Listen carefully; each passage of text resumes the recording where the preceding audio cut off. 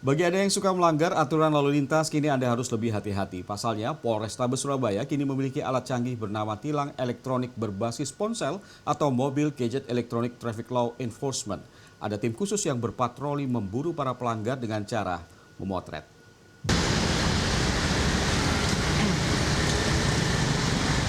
Tilang elektronik berbasis ponsel atau Mobile Gadget Electronic Traffic Law Enforcement (ETLE) melengkapi perangkat kamera yang statis yang sudah ada di Surabaya untuk mendukung tilang elektronik.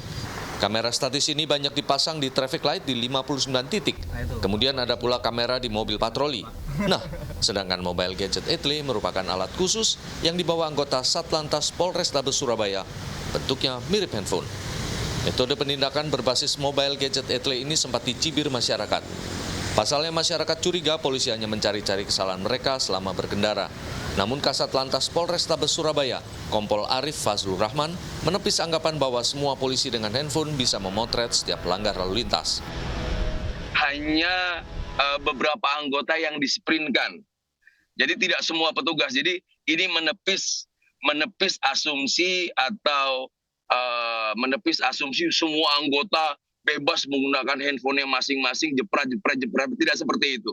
Ya, jadi ini bukan handphone, bukan HP, tapi alat khusus. Ya, makanya kita menyebutnya ini adalah gadget. Kalau mungkin handheld itu tidak familiar, kita sebut ini adalah gadget ataupun gawai kalau bahasa Indonesianya. Ini gawai khusus yang dirancang hanya untuk melakukan, membantu petugas mengabadikan, mengcapture pelanggaran dan berkomunikasi langsung dengan back office.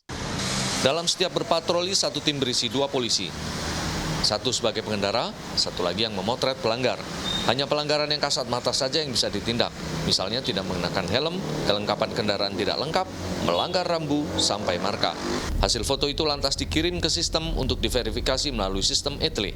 Bagaimana dengan suara masyarakat?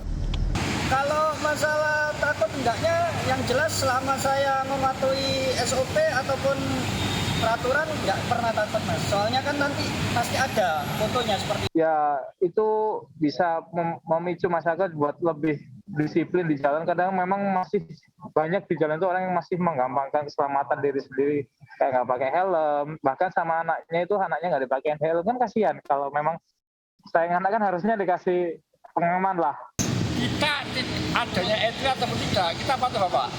Kita taat peraturan dan tahu undang-undang Bapak. Arif meminta masyarakat tak perlu resah dan takut selama patuh pada aturan berlalu lintas. Dia menjamin sistem ini lebih transparan dan akuntabel karena mengurangi interaksi antara petugas dengan pelanggar sehingga menghilangkan potensi suap atau sogok. Sejauh ini Mobile Gadget ETLE masih ada 5 unit dan dalam tahap uji coba. Miftah Farid, Andreas Wicaksono, Surabaya, Jawa Timur.